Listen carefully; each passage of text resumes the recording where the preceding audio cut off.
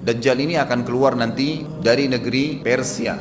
Sebuah kota dalam hadis sahih dikatakan dari wilayah namanya Yahudiyah. Allahu alam apakah dia dari turunan Yahudi atau bukan, tapi yang jelas Dajjal nama orang dipastikan disebutkan namanya dan cirinya. Dan dia akan diikuti dari wilayah Yahudiyah tadi di wilayah Khurasan. Kalau sekarang wilayah Iran, negeri Iran sekarang. Diikuti dengan 70.000 dari orang-orang Yahudi Khurasan. Dia akan keluar membuat kerusakan selama 40 hari.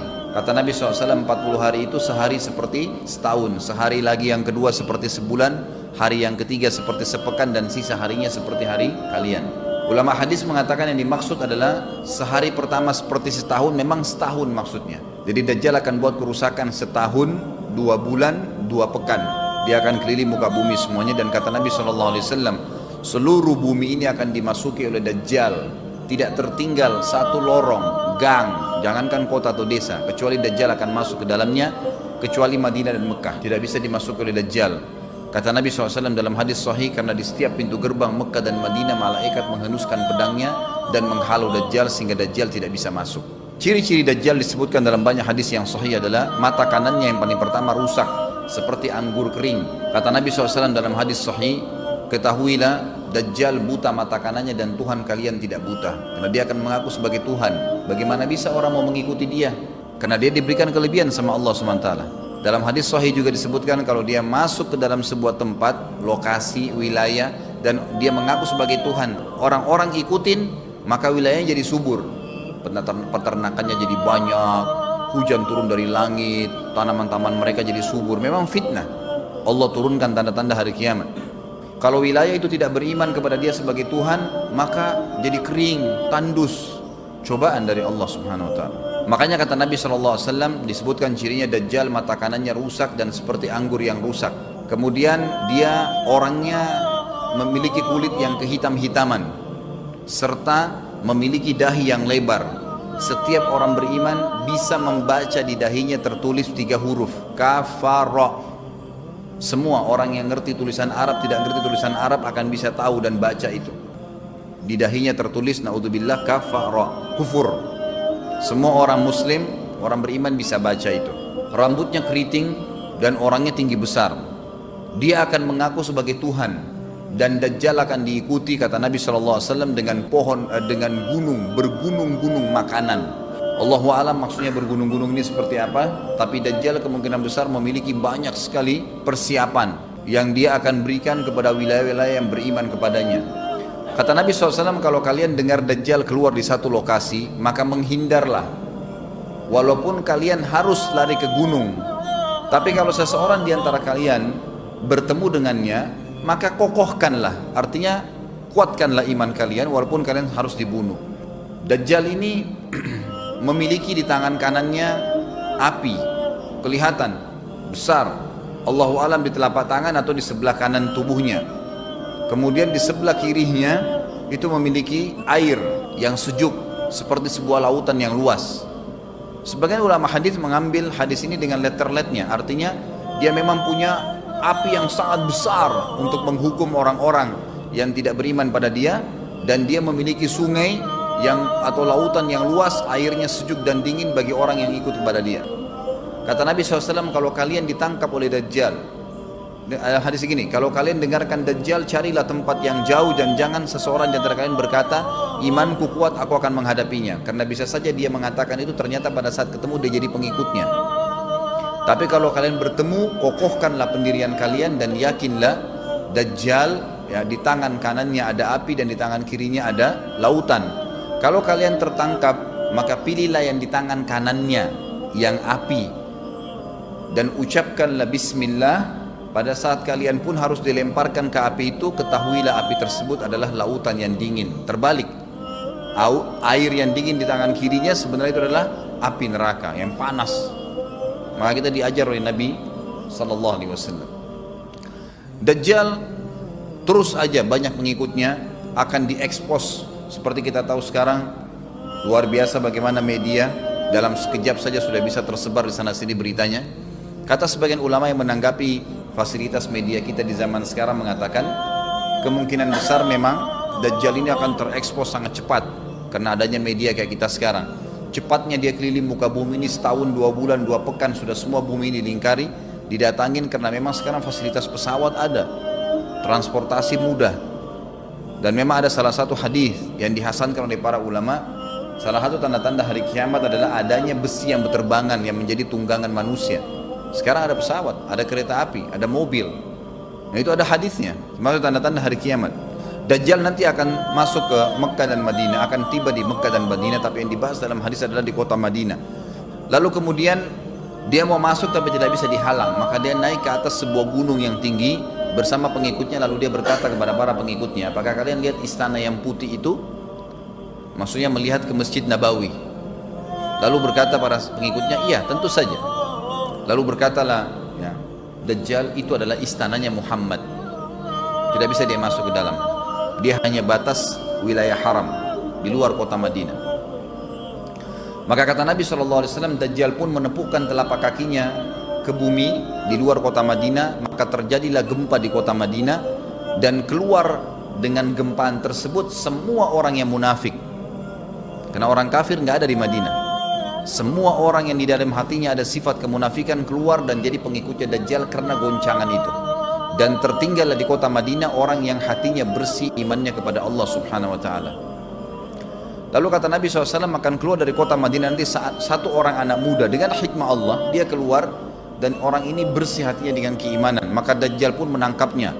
Lalu dia ingin mendemokan kemampuannya di depan para pengikutnya. Lalu kemudian Dajjal pun mengatakan kepada anak muda tersebut, saya Tuhanmu. Anak muda itu mengatakan, kau adalah Dajjal yang telah disampaikan oleh Nabi kami Muhammad SAW. Maka dia pun mengambil gergaji, sebagian hadis lain menjelaskan alat yang tajam, lalu membelah dua anak itu.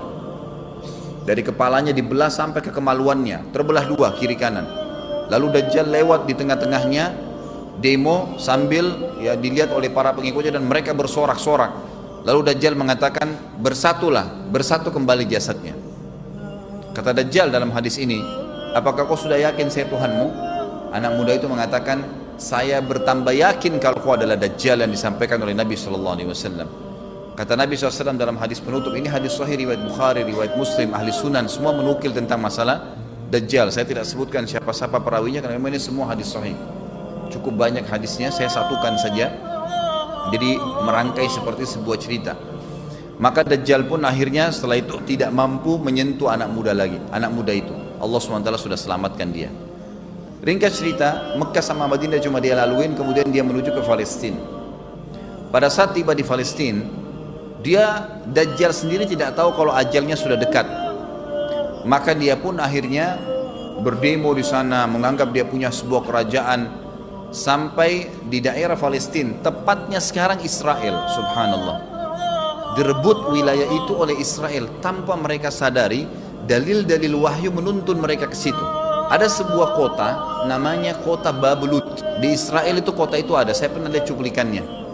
Termasuk kota yang diidolakan di dalam negeri Israel sendiri namanya Babulut. Subhanallah, hadis menyebutkan nama Babulut. Hadis Nabi SAW dari 1400 tahun yang lalu mengatakan, nanti Dajjal akan berkumpul di sebuah wilayah namanya Babulut di Syam. Maksudnya di Palestina itu, Israel sekarang. Ada kota Babulut dan orang Yahudi sekarang lagi gencar membangun kota itu dan dianggap kota favoritnya Israel. Subhanallah. Dajjal akan masuk ke sana dan berkurung diri.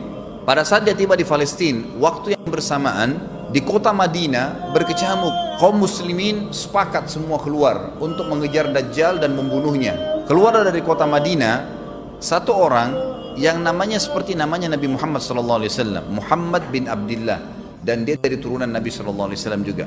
Kata Nabi SAW, akan keluar nanti ya, seseorang dari kota Madinah, dari keturunanku, yang namanya seperti namaku, Muhammad bin Abdullah, juga sama posternya, parasnya seperti aku, sama dengan Nabi SAW, persis alisnya, rambutnya, kulitnya, dari turunan Nabi SAW, tapi dari asli kota Madinah. Sebagian ulama hadis mengatakan dari turunan Hasan radhiyallahu anhum ajmain. Intinya kata Nabi SAW akan keluar nanti dari kota Madinah, tapi akhlaknya bukan seperti akhlakku. Tentu tidak mungkin ada orang yang sama dengan akhlak Nabi SAW. Kata Nabi SAW, Allah mengubah dia dalam sehari semalam. Tiba-tiba berubah menjadi orang baik dalam sehari semalam, jadi orang faham agama. Lalu orang-orang pun akan datang kepadanya dari masyarakat Madinah berkata, engkau adalah turunan Rasulullah sallallahu alaihi wasallam, pimpinlah kami berperang melawan Dajjal. Maka dia pun menolak. Dia menolak awalnya, kemudian dia menuju ke Mekah diikutin dengan 300 orang pertama dari kota Madinah. Sampai di Mekah, setelah selesai dia tawaf, maka seluruh muslimin menunjuknya sambil mengatakan engkau harus memimpin kami. Dan orang ini punya julukan Mahdi, dikenal dengan Imam Mahdi. Inilah tanda-tanda kiamat yang kedua. Setelah Dajjal keluar, buat kerusakan di muka bumi tadi selama 40 hari itu atau setahun lebih, kemudian keluarlah tanda-tanda kiamat kedua pada saat dia sudah tiba di kota Babulut di Israel. Keluarlah si Mahdi ini. Pada saat dia tiba di Mekah, dibaiatlah oleh banyak kaum muslimin, tidak disebutkan jumlah pasukannya, maka terbentuklah pasukan jihad yang mengejar Dajjal menuju ke Palestina. Lalu keluar tanda-tanda kiamat tiga, langsung berentetan semua. Makanya ulama mengatakan tanda-tanda kiamat kecil itu antara satu sama yang lain ada jarak-jaraknya. Tapi kalau tanda-tanda kiamat besar sekali datang, maka datang semua. Walaupun memang ada masa, gitu kan, ada masanya. Tanda-tanda kiamat besar yang ketiga adalah pada saat pasukan Imam Mahdi dengan pasukan jihad itu tiba di Darul Baydha namanya, kota putih yang ada menara putihnya, dan itu sekarang di negeri Syam, tepatnya di Damaskus, ibu kota Syria. Sebagian ulama mengatakan Masjid Jami' Syam, karena memang menaranya berwarna putih.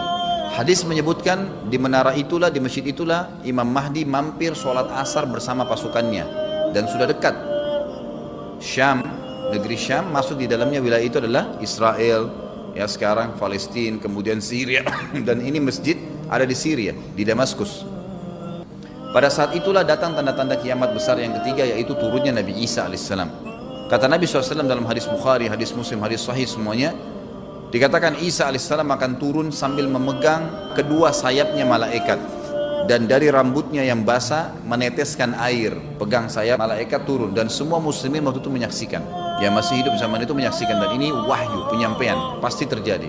Maka dia pun turun, lalu kemudian dia masuk, dan orang-orang pada saat itu mengenalnya kalau dia adalah Isa, dan mereka sudah tahu ini masanya turunnya, keluarnya Dajjal, ini Mahdi sudah ada, mereka tahu akan turun Isa, sudah ada informasi seperti saya sampaikan ke Bapak Ibu sekarang, itu mungkin muslimin di zaman itu sudah tahu semua. Maka Isa pun alaihissalam waktu itu dipersilakan oleh Mahdi untuk jadi imam, maka dia pun mengatakan tidak, imam dari kalangan kalian. Dan kata Nabi SAW, ini kemuliaan bagi umat ini, karena Nabi sholat di belakang umat ini. Semestinya kalau ada Nabi, pasti Nabi jadi imam, tidak mungkin digantikan oleh manusia biasa. Tapi waktu itu Imam Mahdi menjadi imam dan Nabi Isa sholat di belakangnya. Perlu anda tahu juga hadis Nabi SAW yang sahih yang berbunyi, kalau Musa dan Isa hidup di zaman aku sudah diutus, niscaya keduanya akan jadi pengikutku. Jadi memang kena kebenaran agama ini dibawa oleh Nabi SAW. Baik, sholatlah mereka, kemudian mereka menuju ke Palestina. Tiga tanda-tanda kiamat sekaligus terjadi. Pada saat menuju ke Palestina, tiba di pintu gerbang Babulut, dan di wilayah Babulut ini kata Nabi SAW, nanti Isa akan masuk dan membunuh Dajjal. Dan setelah membunuh Dajjal, maka seluruh pengikut Dajjal dari kaum Yahudi akan bersebaran sembunyi di bawah batu dan pohon, di atas batu dan di bawah pohon. Semuanya batu dan pohon itu akan berbicara kepada setiap pasukan mujahidin, berkata, wahai muslim, ini Yahudi di atas saya atau di bawah saya. Batu bilang ini Yahudi yang sembunyi, yang pohon mengatakan, wahai muslim, ini Yahudi, bunuhlah dia. Maka dibunuhlah orang-orang Yahudi tersebut yang menjadi pengikut Dajjal oleh kaum muslimin, kecuali satu pohon, namanya pohon Garqat. Pohon Garqat ini pohon yang daunnya kadang-kadang agak kering dan ada duri-duri, ya, batangnya ada durinya. Subhanallah, pohon ini dikenal dengan pohon Yahudi karena satu-satunya pohon yang tidak akan bicara nanti adalah pohon ini. Dan apakah Bapak Ibu sudah tahu sekarang pemerintah Israel besar-besaran menanam pohon itu? Subhanallah. Kalau anda lihat di berita tentang apa yang sekarang ditanam di negeri Israel orang Yahudi, maka yang paling banyak adalah pohon Garqat. Bahkan cuplikan yang saya lihat tentang Babulut itu pohon Garqatnya sudah sangat besar-besar, diameter sudah 3 meter, 4 meter ke atas. Mereka sangat tahu tentang hadis ini. Tapi memang orang Yahudi, sebagaimana Ibnu Abbas katakan radhiyallahu anhuma, beliau mengatakan sabda firman Allah SWT tafsirnya surah Al-Fatihah, ghairil maghdubi alaihim, bukan orang-orang yang kau murkahi ya Allah, ihdinas siratal mustaqim, tunjukkanlah kami jalan yang lurus. Siratal ladzina an'amta alaihim, jalan orang-orang yang telah kau berikan petunjuk, maksudnya orang-orang yang beriman. Ghairil maghdubi alaihim, bukan orang yang kau murkahi. Kata sahabat Nabi Ibnu Abbas radhiyallahu anhu adalah orang-orang Yahudi. Allah murka sama mereka karena mereka tahu kebenaran tapi mereka tidak mau ikutin. Itu cirinya orang Yahudi. Bahkan Allah mengatakan tentang mereka terhadap Nabi SAW, ya'rifuna kama ya'rifuna abna'ahum. Mereka mengenal Muhammad SAW sebagaimana mereka mengenal anak-anak mereka sendiri. Jadi orang Yahudi tahu. Waladhdallin, dan bukan orang-orang yang sesat. Ini adalah kata Ibnu Abbas, orang-orang Nasrani mau nyebarin agama tapi mereka keliru. Agamanya yang Nabi Isa itu tidak wajib disebarkan di seluruh dunia, tapi disebarin untuk Bani Israel, karena Nabi Isa diutus untuk Bani Israel. Mereka mau berdakwah tapi salah. Ringkas cerita adalah Nabi Isa alaihissalam akhirnya tiba dengan pasukan mujahidin di depan pintu gerbang Babulut. Kemudian orang-orang Yahudi tidak kenal, tidak tahu Nabi Isa, tidak tahu tentang itu Mahdi. Mereka belum tahu ini. Mereka berbangga-bangga saja. Lalu mereka berkata kepada Dajjal, ada pasukan, segelintir pasukan yang mau menyerang kita. Dajjal mengatakan, bukakan pintu gerbang. Mereka tidak akan mampu melawan kita karena pasukannya mereka banyak memang. Maka Dajjal dengan sombongnya menunggu di depan pintu gerbang. Pada saat dibuka, Dajjal kaget melihat ada Isa alaihissalam. Dan pada saat itu kata Nabi SAW, Dajjal faham kalau sudah tiba ajalnya. Begitu melihat Isa alaihissalam, dia lari dan badannya sambil meleleh di depan para pengikutnya. Lalu Isa alaihissalam mengejarnya mengatakan, wahai musuh Allah, saatnya kau akan menemui ajalmu. Lalu ditusuklah dengan tombak emas di antara dua matanya, maksudnya di dahinya, ditusuk oleh Isa alaihissalam dan matilah Dajjal. Pada saat Dajjal mati, pengikutnya pada ketakutan semua. Mereka anggap Dajjal Tuhan, mereka anggap Dajjal orang yang perkasa lah, orang yang kebal lah, beragam macam kelebihan. Mereka kaget pada saat mati, maka bertebaranlah mereka dan akhirnya mereka sembunyi di bawah pohon dan batu. Di atas batu kemudian seperti saya katakan tadi, hadis menjelaskan batu dan pohon akan memberikan penjelasan, hai muslim ini Yahudi, bunuhlah. Maka dibunuhlah pada saat itu mereka. Lalu Nabi Isa alaihissalam memimpin di muka bumi, dan kata Nabi SAW, pada saat itu Islam, agama Islam yang dibawa oleh Nabi SAW akan masuk ke semua rumah di muka bumi, gak tersisa. Satu dunia ini semuanya Islam. Hadis sahih, kata Nabi SAW, Islam akan masuk ke setiap rumah, bi'izzil aziz au bidzilli dhalil, dengan kemuliaan atau terhina. Yang tidak mau terima dibunuh. Nggak ada lagi penolakan terhadap Islam. Itu hadis sahih. Maka Nabi Isa alaihissalam memimpin pada saat itu, disebutkan dalam hadis 40 tahun dengan ketenangan menerapkan hukum Islam. Kata Nabi SAW, bagaimana awal umat ini bisa sesat sementara aku yang pimpin, dan bagaimana akhir umat ini bisa sesat sementara yang pimpin mereka Isa dengan menjalankan hukum-hukumku. Jadi Nabi Isa alaihissalam nanti menerapkan Al-Quran seperti yang kita lakukan, sholat segala ini sudah selesai, dikerjakan semua. Dan dalam hadis lain dikatakan Isa alaihissalam akan menghancurkan semua salib, membunuh semua babi. Enggak ada seekor babi pun hidup di muka bumi pada saat itu, semua salib dihancurkan. Dan yang menjadi tidak ada agama lain, semua Nasrani, Yahudi, Hindu, agama apa saja habis semuanya. Semuanya beriman kepada Allah subhanahu wa ta'ala dan menjadi muslim.